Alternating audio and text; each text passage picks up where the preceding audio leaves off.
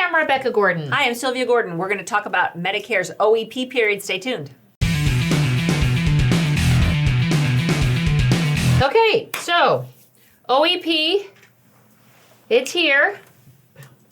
Where's our magic slide? January, February, March, which I think a lot of people know. They got that? There's a lot of, but what are some things that people don't know? So what if you first become eligible for Medicare A and B in April? Do you not get an OEP? Do you have to wait a year? What? Do you fall in the crack? What happened? I would have to think that you would not get one because you haven't been in the game. Boom. Your MAOEP, let's say you get Medicare A and B in February. Okay. So your OEP, your personal OEP, your private OEP, is 3 months. It's 3 full months, which means it's when? It is going to start in February. Right, because first time I asked you, you're like, it's March, April, May. No, I knew the answer because I'm really She smart. was pretending. But it's actually, don't feel bad because most people get it confused too. It's the month you're eligible. So let's say you were first eligible for Medicare in March, Okay. right? Yep. And you have 3 months to make a choice. Yep. And 3 months prior, blah, blah, blah. It's the 7-month period, not counting the month year. So that's what people get confused. Right. So they go to that and they take that knowledge and they put it into the OEP and that won't serve you well. So with this, it is going to be the 3 months, including the month that you became eligible for Medicare A and B. So don't be trying to move your client in May on their private and their personal OEP, you messed it up. So OEP is pretty simple. The main thing is agents call in complaining. They're like, hey, we were told we can't market. How come the carriers are marketing like crazy? Well, they're not marketing for change. They're just marketing normal Marketing. Medicare Advantage plans. There. So I cannot go to all my clients and say, hey, if you're not 100% happy with your plan, you can change. Let me know. If you're mad at Aetna, I can move you to Cigna. You cannot do that verbally. You can't do it in email. You can't do it in direct mail. You can't do it. Now, if your client says, I am not happy with Cigna, can I move to Humana? Yes, you can. It's unsolicited. Unsolicited. So make sure that you don't go out there and think, oh, nobody will know, nobody will care, and send a letter to all your clients, because another agent will find your letter and turn you in for a CMS violation. Now, what happens if you have a private OEP? Where do you put that on an e-app? You just put OEP. SEP OEP. You don't have to say private? No, they don't have private or personal. I'm calling it your private OEP, your personal OEP.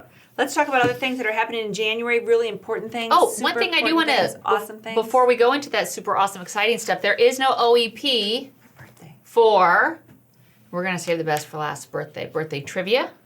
She turned 61, she looks fabulous. For cost plans or MSA plans. Yeah, so cost and MSA, OEPs. they don't get to play. They cannot move. Play. And the same thing all the time. Part D cannot play, and people can't go. They can't say, well, can I just go from original Medicare to an MA only because there's no Part D involved. No, you have to have MA in you to move.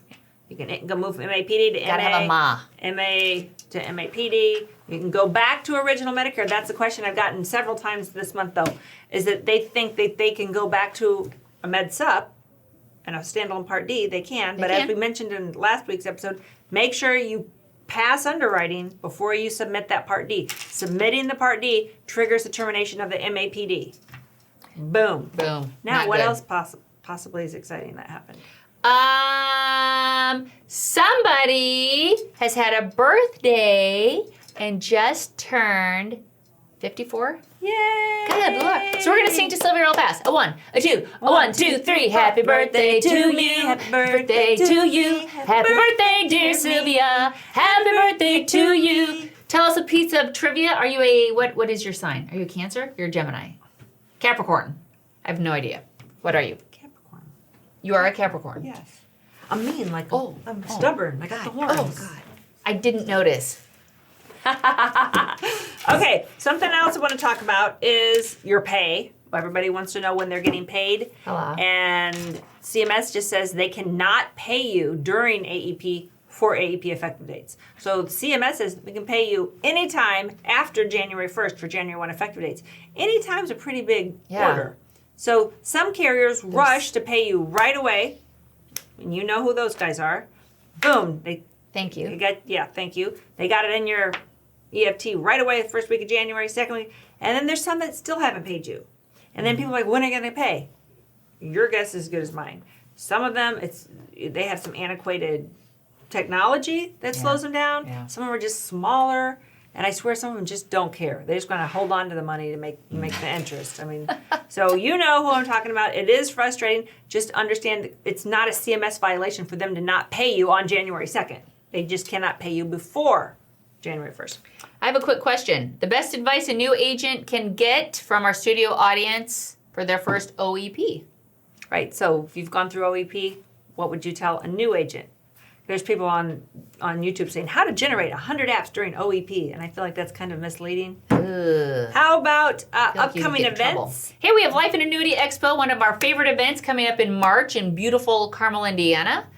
That's where we have over, 250 attendees, 50 vendors. It's a full day event. So if you are in life and annuity or you realize, doggone it, I need to get into it, hit us up in the comment box. We'd love to invite you to that. Right, so you can put that on your schedule. First quarter, it's still January. There's time for you to make plans to pump up your life and annuity business.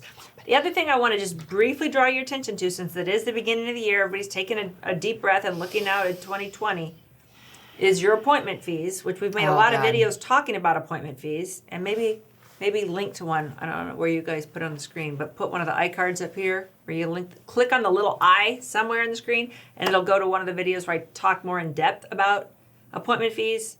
And it's just something you guys don't listen. You're like, I don't want to hear. There's so much to listen to. It's a bunch of a waste of money. So take the time. If you don't want to learn it, make somebody in your office do it. Make your administrative assistant or whoever helps you. If you're the front end guy that hates that detail stuff, doesn't matter how much money you bring in the front end if you're losing needlessly a bunch on wasted appointment fees. So watch that video. Think about that when you're doing your 2020 planning. See you next week. Thanks for watching.